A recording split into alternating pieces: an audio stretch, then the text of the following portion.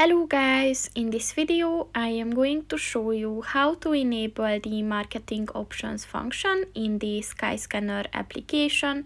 But first I just want to mention, don't forget to subscribe to my channel, because at 10,000 subscribers I am going to show you my whole YouTube revenue statistics and growth strategy, as well as how to make money online.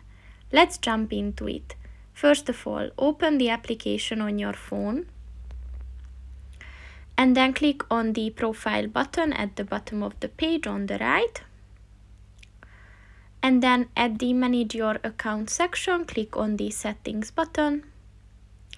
And at the other section, click on the marketing options button.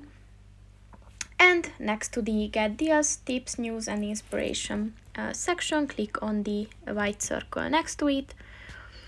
And once it turns blue, this function is enabled. So that's pretty much it for this video, guys. See you in the next one. Goodbye.